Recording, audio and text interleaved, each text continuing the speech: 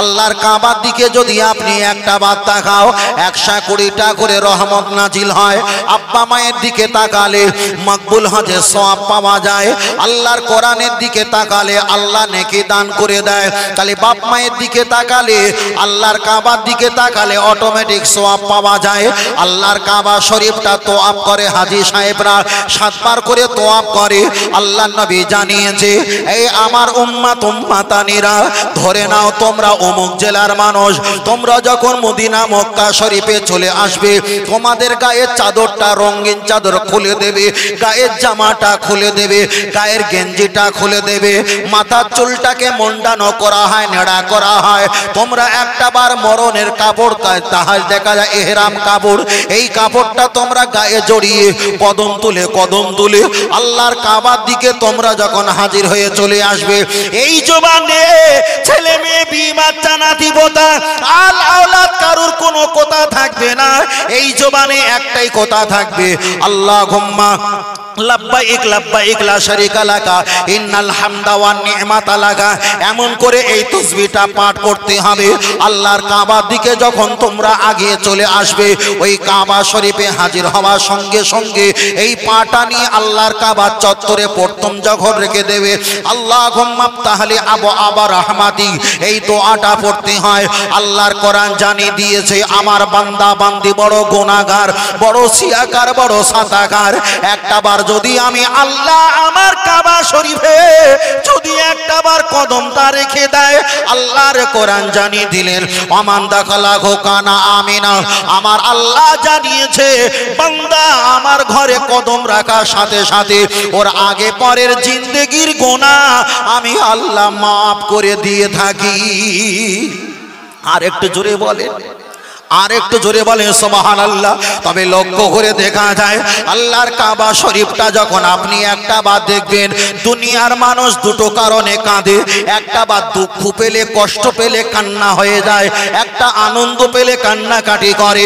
আল্লাহর কাবাটা যখন সচক্ষে দেখে নেয়, হায় রে, আমরা মুজাফফরপুর এলাকার মানুষ, আমরা গোলাম দেখা যায় নদিয়া জেলার মানুষ, কতই কাবাতে শরীফাতে নিয়াত করলাম কাবার দিকে, কাবাটা একটা বার চোখে দেখতে পেলাম না।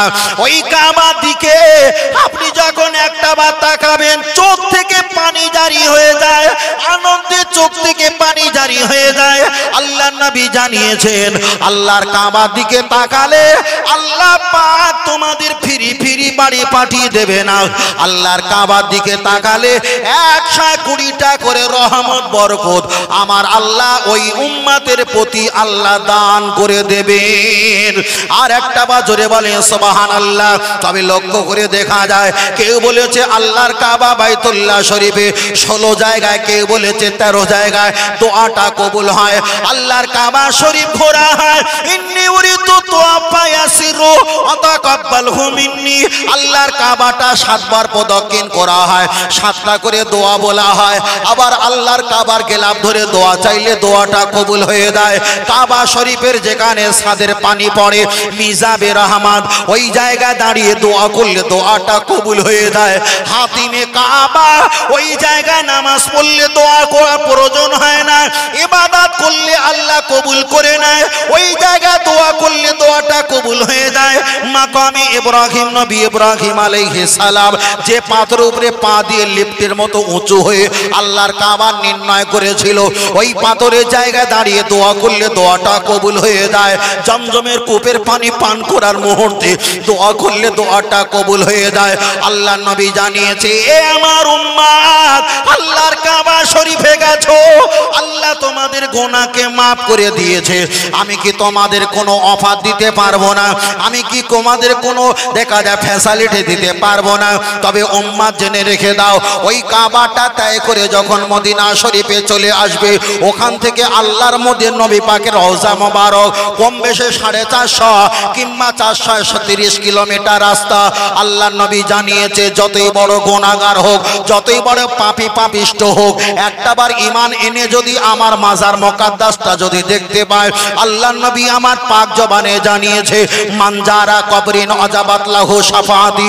আমার মাজার মুকাদ্দাসটা যদি সচক্ষে একটাবার যদি নজর তুলে দেখে নেয়, আমি রাসূলুল্লাহ জানিয়ে দিলাম হাসরের ময়দানে কিয়ামতের দিনে ওই উম্মতকে শাফাআত করার জন্য আমি রাসূল নিজেই জিম্মাদারি হয়ে গেলাম। আর একটু জোরে হবে না? ফের বলছি বাবা, সময় পেলে একটু যাবেন। জীবনে বহুত জায়গায় গেছেন, অনেক জায়গা ঘুরেছেন, আল্লাহর কাবা দেখবেন। টাকা পয়সা আছে, ছেলে বৌমা টাকা পয়সা নিয়ে ঘর বাড়ি ইমারত জমি জায়গা করছেন, কি হচ্ছে? নিজের তোলা ফাঁকা। পরের মাথায় কাপড় তুলে দিতে গিয়ে নিজের তোলা, একটা কথায় বলে পরের বোঝা বইয়া বইয়া নিজের তোলা গেছে খইয়া। বুঝেন না? আল্লাহ আল্লাহ। ও আমার সোনা মানিকেরা, আগিয়ে চলে যাওয়া যায়, লক্ষ্য করে দেখা যায় আল্লাহর কাবা বাইতুল্লাহ শরীফের কথা বললাম, রাসূল পাকের মাজার মুকাদ্দাসের কথা বললাম, তবে একটাবার আগিয়ে চলে যাওয়া যাক। আল্লাহর নবী জানিয়েছেন ওই কাবা শরীফে কেউ যদি একটাবার সুবহানাল্লাহ পাঠ করে, আল্লাহর নবী বলেছেন 1 লক্ষ সুবহানাল্লাহ বলা তেলাওয়াতে সওয়াব পাবে। ওই কাবা শরীফে 1 রাকাত নামাজ আদায় করলে আল্লাহর নবী বললেন 1 লক্ষ রাকাতে নামাজে সওয়াব পাওয়া যায়। আল্লাহর কাবা শরীফের এলাকায় কোন ব্যক্তি যদি মারা যায়, ওই ব্যক্তির যদি মাইয়েতের জানাজা পড়ো 1 লক্ষ মাইয়েতের জানাজা পড়া সওয়াব পাওয়া যায়। আর আমাদের এলাকায় কোন ব্যক্তি যদি মারা যায়, আল্লাহর নবী বলেছেন তোমরা মাইয়েতের দাফন দিলে 1 কেরাত সওয়াব, মাইয়েতের জানাজা পড়লে 1 কেরাত সওয়াব। এবার আপনারা বলবেন হুজুর 1 কেরাত মানে কি? বুঝলাম না। উহুদ পাহাড় যত বড় 1 কেরাতের পরিমাণটা তত বড়। আপনি বলবেন হুজুর উহুদ পাহাড়টা কত বড়? এক এক জায়গায় এক রকম ব্যাখ্যা এসেছে। এত বড় পাহাড় 16 কিলোমিটার লম্বা, 7 কিলোমিটার চওড়া, এত বড় পাহাড় মিলিয়ে বলা হয় উহুদ পাহাড়। আর এত বড় পাহাড়ের নাম বলা হয় 1 কেরাত। 1 কেরাত আপনি জানাজা পড়লে এতটা পাহাড় পরিমাণ সওয়াব পাবেন। আপনি মাইয়েতকে দাফন দিলে এতটা পাহাড় ডবল কেরাত সওয়াব পেয়ে যাবেন। তাই আল্লাহর নবী জানিয়েছেন কেউ যদি মক্কা শরীফে মারা যায়, ওই ব্যক্তির যদি জানাজাটা পড়া হয়, আল্লাহ নবী বললেন 1 লক্ষ মাইয়েতের জানাজা নামাজ আদায় করলে আমার আল্লাহ যতটা সওয়াব দান করবেন। একটা মাইয়েত মারা গেলে ওর দাফন কাফন যদি কোনো ব্যক্তি করে, 1 লক্ষ মাইয়েতের সওয়াবটা আমার আল্লাহ পাক তার নামায় আমালে দান করে দেবেন। এবার আমি আপনার কাছে একটা বার বলছি, আমরা ভারতবর্ষের মানুষ, আমরা ইন্ডিয়ার মানুষ, আমরা পশ্চিম বাংলার মানুষ, এখান থেকে নিয়ে আল্লাহর কাবা বাইতুল্লাহ যদি 8500 কিলোমিটার রাস্তা যদি হয়ে থাকে, দাদু ভাই একটা বার বলবে কাবার এলাকায় বসবাস করা ভালো না আপনাদের নদিয়া জেলার এলাকায় বসবাস করা ভালো? আপনারা বলবেন কাবার এলাকায় বসবাস করা ভালো, নদিয়া জেলা এলাকায় বসবাস করা ভালো নয়। ও বাবাজিরা, আল্লাহর কাবা বাইতুল্লাহ শরীফে বসবাস করলে ওই এলাকায় ঘর তুলে চাল তুলে বসবাস করলে কোনো ফায়দা নেই। যদি ফায়দা থাকে, আল্লাহর পরে নবীকে যদি মহব্বত করো, আর এই মহব্বত যদি আপনি গাছের তলায় বসবাস করো, পাহাড়ে গুহায় জঙ্গলে যদি থাকো, তুমি যেখানেই যাবে আমার নবীর মহব্বত ভালোবাসা তোমার অন্তরে কলবে হৃদয়ে যদি থাকে, আল্লাহর নবী জানিয়েছে রাতের অন্ধকারে তোমার সঙ্গে আমার সঙ্গে দিদার নসিব হয়ে যাবে। আর একটু জোরে বলে সুবহানাল্লাহ। আল্লাহ নবী বলেছেন যার সঙ্গে আমার দিদার নসিব হয়ে যায়, দুনিয়াতে কোনো টেনশন নাই, মরণে কোনো টেনশন নাই, কবরে কোনো টেনশন নাই, হাসরে কোনো টেনশন নাই, জাহান্নামে যাবার কোনো ভয় ডর কিছুই নয়। কেন? আমি নবী তার হয়ে গেছি, আমার উম্মত আমার হয়ে গেছে, আর আমি নবী যার হয়ে গেছি, আমার আল্লাহর রহমত তার প্রতি নসিব হয়ে গেছে। আর একটু জোরে হবে না? ফের বলছি বাবা, জীবনে মোহব্বত, যদি মোহব্বত করতে হয় নবীকে করতে হবে। আল্লাহর ইবাদত, নবীর মোহাব্বত, কোরআন তেলাওয়াত, মা বাপের খেদমত, মাজার জিয়ারত, একটাই দল জান্নাত। ওই দলটার নাম হলো আহলে সুন্নাত আল জামাত। চা দিচ্ছ সকলকে? একটু ঘোর ঘোর লাগছে নাকি? খুব ভালো হয় নাকি চা খেলে? তা যাক আলহামদুলিল্লাহ। তবে চার পরিমাণটা অল্প করে দাও। হ্যাঁ, চার পরিমাণটা অল্প করে দাও, বেশি করে দিও না। কেন বেশি করে দিলে অনেক সময় লাগবে। কি দাদু ভাই, আপনি চা খেয়েছেন? খেয়েছেন চা?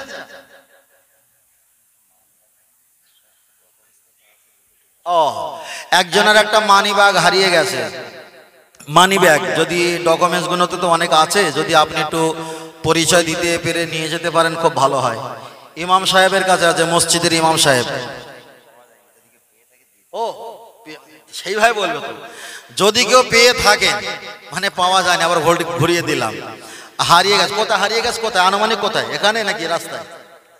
যাই হোক, যদি কেউ পেয়ে থাকেন ভাই, একটু ভালোবাসার খাতিরে, আল্লাহকে ভয় করে, হ্যাঁ, এই জিনিসটা আপনি ফিরিয়ে দেওয়ার চেষ্টা করেন। মাইকের আওয়াজ যারা শুনতে পাচ্ছেন, হয়তো যে ব্যক্তি পেয়েছে সে এখানে নেই, যারা জেনেছে যে জিনিসটা উনি পেয়েছে তার কানে একটু পৌঁছে দেবেন। অনেকে দরকারি সামানপত্র, জিনিসপত্র, ডকুমেন্টসগুলো থাকে তো, বুঝলেন না? ডকুমেন্ট অনেক কিছু থাকে, আর একটা ডকুমেন্ট করতে গেলে অনেকটা জ্বালানি খরচা করতে হয়, খুব টাফ। যার গেছে তার ধৈর্য তৌফিক দেখ আল্লাহ, আল্লাহ যেন পাইয়ে দেয়, সেই দয়া আল্লাহ যেন আমাদের প্রতি নসিব করেন। সকলে বলে আল্লাহুম্মা আমিন। ভাই চা তাড়াতাড়ি দাও, চা দেওয়া শেষ করে দাও ভাই। এবার ভাইদের চা দিয়েছে, মায়েরা বলে আমাদের যেন চা দেয়। কেন আপনারা চা খাবেন? ওনারা কি মানুষ না নাকি? ওনাদের তো চায়ের দরকার নাকি? চায়ের দরকার। আল্লাহ আল্লাহ আল্লাহ। চলেন, আমি আপনাকে বলছিলাম, প্রথম থেকে পর্যন্ত বলছিলাম শুধু নবীর মোহাব্বত, নবীর মোহাব্বত। তাহলে কাবা শরীফে গেলে আল্লাহ গুনাহকে মাফ করে দেয়, আর মদিনা শরীফে রওজা মোবারক যদি একটা বা দেখা হয়, আল্লাহ নবী বলেছে জান্নাতে দেওয়ার জন্য আল্লাহ আমাকে দায়িত্ববান ব্যক্তি করিয়ে দেয়। বলুন সুবহানাল্লাহ। ও আমার সোনা মানিকের, আমি আপনাকে বোঝাতে চাই, আলী নবীর কথা আমি আপনার কাছে বলছিলাম। এবার আমি আপনার কাছে একটাই কথা বলবো বাবা, আপনি যদি বলেন হুজুর আমি নবী পাকের দিদারটা কিভাবে পাবো? আপনি নবী পাকের দিদার পাবেন আপনি যদি হালাল খাদ্য খাও, আপনি যদি জবানটা ঠিক রাখো, একটা দেখা যায় দুই পাশার মাঝখানে ইজ্জতকে যদি ঠিক রাখো, আল্লাহর নবী দিদার আপনি নসিব হয়ে যাবে। তবে জেনে রেখে দাও, আপনি দেখা যায় সারাদিনে 24টা ঘন্টায় 500 বার কিংবা 1000 বার দরুদ শরীফ পাঠ করবেন। আল্লাহুম্মা সাল্লি আলা সাইয়্যিদিনা মুহাম্মাদিন আন-নাবিয়্যিল উম্মি ওয়া আলিহি ওয়া সাল্লিম। এই দরুদ শরীফটা আপনি একটা বার তেলাওয়াত করবেন 100 200 500 1000 বার কণ্ঠ নিয়ে যদি আপনি তেলাওয়াত করে যাও, রাতের অন্ধকারে আল্লাহর নবীর সঙ্গে দিদার আপনার নসিব হয়ে যাবে। তাও যদি সম্ভব যদি না হয়ে যায়, আপনি ঘুমানোর সময় একটু সাল্লাল্লাহু আলাইহি ওয়াসাল্লাম এই তাসবিহটা পড়তে পড়তে আপনি ঘুমিয়ে যাও, আমার নবী পাকের দিদারের সঙ্গে, নবীর সঙ্গে আপনার দিদার নসিব হয়ে যাবে। তবে আমি আপনার কাছে একটাই কথা বলছি বাবা, আল্লাহ পাবে কোথায়, নবী পাবে কোথায়? আপনারা বলবেন হুজুর আল্লাহ গেলে কোথায় গেলে আল্লাহ পাবো, কোথায় গেলে নবী পাবো? আমি আপনাকে বলছি কোথায় গেলে আল্লাহ আর নবী পাওয়া যায়। আপনি যদি কোরআনের কাছে আসেন, আল্লাহ পেতে পারেন নাও পেতে পারেন। কেন? কোরআনটা আমরা ভালো করে বুঝতে পারি না, আমাদের সেই জ্ঞানটা আমরা অর্জন করতে পারি না। আপনি যদি কোনো মুফতি সাহেবের কাছে যাও, মুফতি সাহেবের কাছে গেলে আল্লাহ আর নবী পাওয়া সম্ভব নয়। কেন? মুফতি সাহেবের কাছে গেলে উনি ফতোয়া ফারাজ আপনাকে শিক্ষা দেবে। আপনি যদি একটা হাফেজ সাহেবের কাছে যাও, উনি আপনাকে কোরআন শিক্ষা দেবে। ইমাম সাহেবের কাছে যদি যাও, ইমাম সাহেব নামাজটা শিক্ষা দেবে। একটা যদি আপনি শিল্পী, গজল শিল্পীর কাছে যাও, উনি আপনাকে গজলটা শিক্ষা দেবে। ব্যবসায়ী ব্যক্তির সঙ্গে সম্পর্ক করলে আপনার ব্যবসা সম্পর্কে শিক্ষা দেবে। তাই আমি আপনাকে বলছি, আল্লাহ পাওয়ার জন্য মসজিদ, মাদ্রাসা, এইরকম জায়গায় গেলে আল্লাহ পেতে পারো নাও পেতে পারো, তবে আল্লাহ পাবে ওই জায়গায় যেসব আল্লাহওয়ালা ব্যক্তি, পীর মাশায়েখ ব্যক্তি, যে ইবাদতের কারণে, যে বোনাফাউন্ডের কারণে, যে ত্যাগ স্বীকার করার কারণে আল্লাহ আর নবী হাসিল করেছে, ওদের সঙ্গে সম্পর্ক রেখে ওই পদ্ধতি যদি ইবাদত করা হয়, ওই রাস্তায় আল্লাহ আর নবী পাওয়া সম্ভব হতে পারে। জোরে বলেন আর একটু জোরে বলেন সুবহানাল্লাহ। এবার আপনি বলবেন হুজুর আমি মসজিদে নামাজ পড়বো, আপনাদের মসজিদ আছে, আপনি মসজিদে এশার নামাজ পড়ে সকলে বাড়ি চলে গেছে। আপনি যদি বলেন হুজুর আমি মসজিদে নামাজ পড়ে রাত 12টা 1টার সময় ওই মসজিদে তাহাজ্জুদে নামাজ পড়তে আসবো, আপনি মসজিদে তাহাজ্জুদ নামাজ 12টা 1টা 2টো 3টের সময় যদি একটা লাইট জ্বালিয়ে বাল্ব জ্বালিয়ে যদি আপনি নামাজ পড়ো, তাসবিহ তেলাওয়াত করো, একদিন গেল, 2 দিন গেল, 3 দিন গেল, 3 4 5 দিনের বিনিময়ে চায়ের দোকানে মসজিদ কমিটি আপনাকে জিজ্ঞাসা করবে চাচা মসজিদের কারেন্ট আপনার পাবে পৈতৃক সম্পত্তি নয়, আপনি লাইট জ্বালিয়ে সারা রাত ইবাদত করবে, তাহলে আপনি মসজিদে গিয়ে আল্লাহকে ডাকবেন, এই সুযোগটা আপনি আর পেলেন না।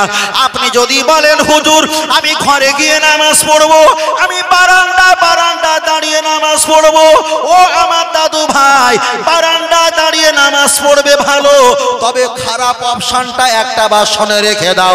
আপনি বারান্দা ইলা শামাতি উদুনাইহি, আপনি যখন নামাজে নিয়াত করবেন, একদিকে আপনার 2টো 3টে নাতি খেলনা দেলনার আওয়াজ চিল্লা চিল্লি, একদিকে ছেলে বৌমা থালা বাসন হাঁড়ির আওয়াজ, একদিকে সংসারে চিল্লা চিল্লি আওয়াজ, এতগুলো আওয়াজ নিয়ে আপনি যখন বারান্দা নামাজ পড়বেন, ওই এতগুলো আওয়াজ কানে আসলে ওই আওয়াজ নিয়ে আল্লাহর ইবাদত করে আল্লাহ আর নবী পাওয়া সম্ভাবনায়।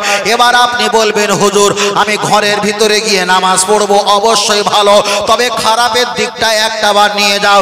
আপনি ঘরে খুলে যখন নামাজ পড়বেন, দেখা যায় একটা ঘর হয় 8x8 কিংবা 10x12 কিংবা এতটা কম বেশি হয়, তাহলে 10-12 যদি একটা কামরা হয়, ওই কামরায় একটা খাট আলমারি ড্রেসিং টেবিল একটা সোফা যদি রাখা হয়, বড্ড একটা জায়গা পাওয়া যায় না। ওই গুলির খুলে আপনি যদি নামাজ পড়েন, সামনের খাট আপনার মাথা ধাক্কা দেবে, পিছনের আলনা আলমারি পিছনে ধাক্কা দেবে, তাহলে 2 দিকের ধাক্কা নিয়ে সুন্দর হালাতে নামাজ পড়ে আল্লাহ আর নবী পাওয়া সম্ভাবনায়। এবার আপনি বলবেন হুজুর তাহলে আমি কোন জায়গায় গিয়ে নামাজ পড়বো? আপনি মসজিদে নামাজ পড়েন, বারান্দা নামাজ পড়েন, আপনার ঘরে নামাজ পড়েন, আপনি মসজিদের ছাদে, আপনার ঘরের ছাদে, পৃথিবীর সর্ব জায়গায় যেখানে হালাল জায়গা সেই জায়গায় দাঁড়িয়ে আপনি নামাজ পড়তে পারেন, কোনো সমস্যা নেই। কিন্তু আল্লাহ আর নবী পেতে গেলে সব জায়গায় নামাজ পড়ে আল্লাহ আর নবী পাওয়া সম্ভাবনায়। যদি বলেন কেন, একটাবার আগিয়ে চলে যাওয়া যাক। ও আমার দাদু ভাই, নানু ভাই, আমার চাচাজি, আপনার 4 কামরা 5 কামরা পাকা ঘর আছে, আপনার সময় সম্পত্তি ভিটে বাড়ি আছে, আপনার বাপ গেলে পৈতৃক সম্পত্তি ভালো, আপনি একটা ঘর করেছেন, আপনার বড় ছেলে বড় বৌমা ওই কামরায় থাকে ভালো, আর একটা কামরা আপনার মেজে ছেলে মেজে বৌমা থাকে, আর একটা কামরায় আপনার নাতি এবার ওই জায়গায় লেখাপড়া করে, আর একটা কামরা বানিয়েছো সেখানে সাইকেল বাইক ভ্যান আপনি রেখে দাও, তাহলে আপনার বাড়িতে 3 লক্ষ টাকা দিয়ে টয়লেট পায়খানা ঘর বানিয়েছো, 2 লক্ষ টাকা দিয়ে কিচিং রুম আপনি রান্নাশাল বানিয়েছো, অবশ্যই ভালো। চাচাজি আল্লাহ আপনার সময় সম্পত্তি দিয়েছে, 4-5 কামরা ঘর বানিয়েছো, ছেলে মেয়ে বিয়ে বাচ্চা প্রত্যেকের ভাগ করে দিয়েছো, চাচাজি 2 লক্ষ টাকা দিয়ে বাথরুম পায়খানা ঘর করেছো, ভালো। চাচাজি তুমি মসজিদে কান্নার সুযোগ পেলে না, বারান্দায় কান্নার সুযোগ পেলে না, ঘরের ভিতরে কান্নার সুযোগ পেলে না, তাহলে কোথায় তুমি আল্লাহ পাবে? আমি আপনাকে বলছি, আপনি নামাজ পড়ার জন্য জামাতে মসজিদে নামাজ পড়েন, আর ফজরের নামাজের আজানের 1 ঘন্টা আগে উঠে প্রস্রাব পায়খানা ইস্তেঞ্জা সেরে নিয়ে 45 মিনিট সময় পাবে ফজরের ওয়াক্তের আগে আপনি তাহাজ্জুদের নামাজটা পড়ে নাও। তাহাজ্জুদের নামাজটা কমপক্ষে 8 রাকাত 12 রাকাত আপনি পড়বেন, আপনি তাড়াতাড়ি সূরাটা পড়বেন, আর সূরা পড়ে সেজদা গিয়ে সুবহান রাব্বিয়াল আলা সুবহান রাব্বিয়াল আলা 3 বার পড়বেন, আর আল্লাহর কাছে বলবেন আল্লাহ আমার বয়সটা একেবারে জয়ী হয়ে গেছে, আমি বেশিক্ষণ দাঁড়াতে পারি না, বেশি কেরাত পড়ার সুযোগ পাই না, আল্লাহ আপনি সেজদায় গিয়ে বলেন আল্লাহ আপনার নূর আমাকে দেখা তৌফিক দাও, আপনার হাবিবের দিদার আমার দিদার নসিব করে দাও। শেষ বয়সে আল্লাহ সেজদায় পড়ে কাঁদি, আমার গুনাহকে মাফ করে দাও, সারাটা জীবন গোনা আপনার গোলামি করার সুযোগ করে দাও। বারবার বলতে থাকো বলতে থাকো, আর সেজদার পরিমাণটা তোমার বাড়তে আছে বাড়তে আছে বাড়তে আছে। আবার একবার আল্লাহু আকবার বলে আবার সেজদা গিয়ে সুবহান রাব্বিয়াল আলা নিম্ন সংখ্যা 3 বার বলে আল্লাহর কাছে গোনার কথা বলে বলে কান্নার চেষ্টা করো, কান্নার চেষ্টা করো। নামাজ যখন শেষ হয়ে যাবে ফারাফাইয়া দাইহি আল্লাহ দরবারে হাত তুলে কাঁদো, আল্লাহ জীবনে কত গুনাহ করেছি কাউকে আমি বলার সুযোগ পেলাম না। আল্লাহ আপনি আমার রব, আপনি আমার খালেক, আপনি আমার সব, আপনি জানেন, কিন্তু আপনি ছাড়া আর পৃথিবীর অনেক ব্যক্তি জানে না। আল্লাহ আমার আপনার দরবারে দোকানি করে হাত তুলেছি। দুনিয়া যত রাত গভীর হয়ে যায়, আমার ছেলে মেয়ে বি বাচ্চা রাস্তাঘাট দরজা জানালা বন্ধ, আল্লাহ আপনার হাবিব জানিয়েছে দুনিয়া যত রাত বেড়ে যায় আপনার রহমতের দরজা জানালা বেশি বেশি খোলা হয়। আল্লাহ আপনার দরবারে হাত তুলেছে, আপনি আমার গুনাহকে মাফ করে দিন। এক সপ্তাহ কাঁদো, চোখ থেকে যদি পানি জারি না হয় 2 সপ্তাহ 3 সপ্তাহ 1 মাস 2 মাস 3 মাস 4 মাস 6 মাস ধরে কাঁদবে আর তাহাজ্জুদ পড়বে, কাঁদবে আর তাহাজ্জুদ পড়বে। মসজিদে ফরজের নামাজ পড়ে আবার আধা ঘন্টা 1 ঘন্টা কামরা এসে তাসবিহ ওজিফা পড়ে আল্লাহর কাছে কাঁদো। তুমি যখন 3 মাস 4 মাস পরে হাত তোলার সাথে সাথে চোখ থেকে যখন কলকল কলকল করে পানি জারি হয়ে যাবে, তখন মনে হবে এই অধমের কথা, দলে দলে মসজিদে নামাজ পড়েছি, এতটা চোখ ছেড়ে কাঁদতে পারলাম না। ঘরে এত নামাজ পড়েছি, এতটা চোখের পানি ছেড়ে দিয়ে কাঁদতে পারলাম না। আপনি যখন একা একা আল্লাহর জন্য যখন ইবাদত করে আল্লাহর কাছে কাঁদা শুরু করেছেন, চোখ থেকে যখন পানি জারি হয়, মনে মনে মনে মনে মনে মনে করো এই কান্না আর এই সেজদা আর এই দয়া এতদিন পর মনে হয় আল্লাহ আমার ইবাদত কবুল করছে। আর একটু জোরে হবে না? ফের বলছি বাবা, আল্লাহর কাছে কাঁদতে হবে। আল্লাহর কাছে কাঁদবে কেমন? জলসা মাহফিল অজনসিয়াত মসজিদ মাদ্রাসায় তো আমরা পায়ে করে দোয়া করি, করি না কেন? ওখানে তো কান্নার সুযোগ নেই। একজন যদি আমাদের সমাজে কাঁদে আর একজন মোনাজাত করার কেন্দ্রে ঘষে মারে, দেখ চাচার কীর্তি দেখ কাঁদছে, দেখাবে না? আচ্ছা চাচা কান্নাকাটি করছে আর কে যদি কেনের গুঁতো মেরে দেখা যে চাচা কাঁদতেস, দেখ ভাই ও চাচার কান্না আরো বেগ বাড়বে না কমবে? কমে যাবে না? তাহলে আল্লাহর সঙ্গে ওনার সঙ্গে যে একটা সম্পর্কটা কাছাকাছি ছিল, এই যে দেখা দেখি করেছে ছেলেরা, এ সম্পর্ক আছে বলে মনে হয় নেই। তাই আমাদের পীর মাশায়েখরা শিক্ষা দিয়েছে। ফুরফুরা দরবার শরীফে আপনি গেলে দেখতে পাবেন মেজলা হুজুর পীর কেবলা রহমাতুল্লাহ যখন হায়াতে ছিলেন ভালো করে উপলব্ধি করেছেন আপনারা আমার চাইতে। যখন আমরা আপনারা যেতাম দরবারে বসে দোয়া দরুদ তাবিজ কেতাব পত্র এটা ওটা সব করে দিত, আবার ঘরে গিয়ে পরিবারের সঙ্গে সময় দিত, আবার রাত গহীন হয়ে গেলে খাওয়া দাওয়া করে কিংবা আগে পরে নিজের একটা স্পেশাল কামরা ছিল, ওই কামরাতে বসে বসে আল্লাহ আর নবী পাওয়ার জন্য জব জিকির তালিমে জিকিরে ওজিফায় বসে থাকতেন। তারপরে তো তানারাই আল্লাহ আর নবী হাসিল করা সম্ভব হয়েছে, জোরে বলে। আর আমরা যেভাবে করছি এইভাবে যদি 90 বছর 1000 বছর যদি করি, আল্লাহ আর নবী বাবা সম্ভব হবে কতটা আল্লাহু আলাম। তবে এ ব্যাপারে আল্লাহ ভালো, আল্লাহ ভালো জানে। আমার কথা রাগ করছেন নাকি? ফের বলছি, নামাজ পড়বেন একটু সেজদাটা বেশি দেবেন, আর বেশি হবার জন্য কোয়ালিটি কি হবে? সেজদায় গিয়ে সুবহান রাব্বিয়াল আলা সুবহান রাব্বিয়াল আলা যখন আপনি পড়বেন, পড়তে পড়তে 3 বার পড়ার পর আল্লাহর কাছে গোনার কথা বলবেন। গোনার কথা এটা বলি ওটা বলি ওটা বলি ওটা বলি, বলতে বলতে বলা পরিমাণ বেশি হবে, সেজদা থাকার পরিমাণটা বেশি হবে। আবার সেজদাতে উঠলেন, আবার অন্যটা বলেছেন, আবার যেটা বলেছিলেন সেটা আবার হচ্ছে হচ্ছে হচ্ছে চলছে। আল্লাহর কাছে ইমেল মেসেজ সবকিছু হোয়াটসঅ্যাপ করছি, আল্লাহর কাছে করছি। আল্লাহ বলেছেন যে বান্দা আমার কাছে চায় আমি আল্লাহ বড় খুশি হয়ে যাই। আল্লাহর ইবাদত করি, আল্লাহর কাছে সাহায্য চাইব, তার কারণ তিনি আমাদের রব, তিনি আমার সব। তার কারণ দোয়া যখন চাইব আল্লাহ যদি কবুল নাও করে, তবে আমার নবীর ওসিলা দিয়ে আল্লাহর কাছে দোয়া চাইব। আরেকটু জোরে বলেন, আরেকটু জোরে হবে না? আরেকটু জোরে হবে না? এটা তাকবীর দিন, নারায়ে তাকবীর। হয়নি, আরেকটু আওয়াজ তুলে বলেন নারায়ে তাকবীর। আর একটু জোরে বলেন নারে তাকবীর, নারে তাকবীর। আল্লাহ কবুল করেন, বলেন আমিন। আসলে বিষয়টা খুব ভালো করে বুঝতে হবে। জলসা শোনার জন্য বেশি লোকের প্রয়োজন নেই, আর আমাদের বক্তব্য গুলিয়ে যায় সর্বসময় তখন ওই জলসায় বসবে এক মুহূর্তে 12 জন, আর যাওয়ার সময় চলে যাবে এক মুহূর্তে 24 জন। কথা বুঝতে পেরেছেন ভাই? এই 12 জন আসবে আর 24 জন যাবে, এ সমস্যা। ওর থেকে গোটা 30 জনলে বক্তব্য করলে ভালো বক্তব্য। কথা বোঝাতে পারিনি? আর এই যে নোনা পানি আসা আবার পানি শোধন হয়ে যাবা, এতে জন্য যত নদীর পাড় থাকে বিরক্ত বোধ বলে হয়ে যায়, বলে আগে যে এসছিল সে ভালো, আবার চলে যাচ্ছে, টেনেলে চলে যাচ্ছে। ওই জন্য আমাদের সামনের পরিবেশটা ভালো রাখতে হয়। সামনের পরিবেশটা যদি ঠিক থাকে, পিছনে কে এলো আর গেল ও দেখার দরকার নেই।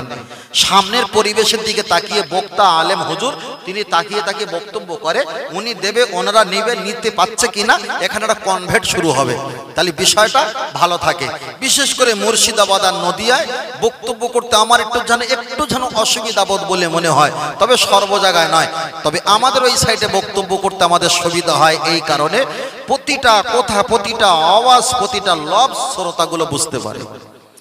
এবার যে বক্তায় যে শ্রোতা এসছে আধা ঘন্টা পরে, সে আমার আগের বক্তব্যটা বুঝতে পারবে না, পরের বক্তব্যটা শুনলো, পরে যে এসছে আবার সে দ্বিতীয় ধাপের বক্তব্য শুনতে পারলো না, তখন আমাদের অজগুলো কেড়িয়ে যায়। কেন? আমাদের ছাত্রগুলো অ্যাকুরেট ছাত্র থাকে না। কথা বোঝাতে পেরেছি? তাহলে অ্যাকুরেট যখন ছাত্র থাকবে, তাহলে বিষয়টা আগে কি বলেছি পরে কি বলেছি এটা বলতে সুবিধা হয় আর বোঝাতে সুবিধা হয়। কেন? আমাদের তো কেউ বিকালে ক্লাস করে, কেউ সকাল 8টায় চলে যায়, আবার কেউ টিফিনে চলে যায়, কেউ আর হাফ টাইমে আসে। তাহলে সে ছাত্রকে মাস্টার কি বোঝাবে? আমার কথা বোঝাতে পারছেন ভাই? রাগ করছেন নাকি? রাগ করেন না তো? এগুলো বলছি, আমার কিছু বেদনা কষ্ট হচ্ছে, আমি সেগুলো আপনাদের কাছে খুলে বলছি। যার কারণে আমরা আলেমদের কাছ থেকে কিছু নিতে পারি না, যা শুনি ইন্টারনেটে, যা শুনি ইউটিউবে। কিন্তু কোনো আলেম যখন বক্তব্য করবে, তখন সে এইভাবে বক্তব্য সব জায়গায় করতে পারবে না। শ্রোতার উপরে ডিমান্ড হয়, শ্রোতার উপরে নির্ভরশীল হয়। কেন? একজন আলেম যখন থাকে, বাঁটে দুধ থাকবে, শ্রোতারা যদি নিতে পারে নেবে, আর নইলে বাঁটে আবার সেই জায়গা থেকে যায়। কথা বুঝতে পেরেছেন? যাই হোক, আল্লাহ আমাদের সুযোগ করে দেন বলা শোনা, বলেন আল্লাহুম্মা আমিন। আর একটা সকলে বলেন আল্লাহুম্মা আমিন। এটা দরুদ শরীফ পড়ি, মহব্বতে দরুদ শরীফ পড়ি, আল্লাহুম্মা। খুব জোরে জোরে পড়ো বাবা, ছেলেরা তোমরা বসে আছো কেন? জোরে পড়ো। ও আলা আলি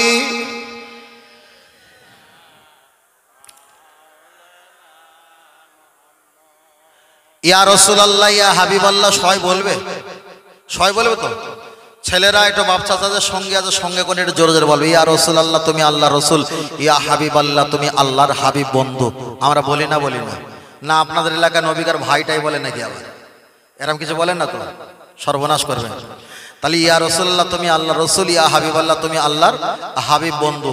আমরা বলবো নবীর শানে মাহফিল, অজনসিয়া জলসা তো বাবা, নবীর শানে তো। তাহলে ইয়া রাসূলুল্লাহ ইয়া হাবিবাল্লাহ হবে তো?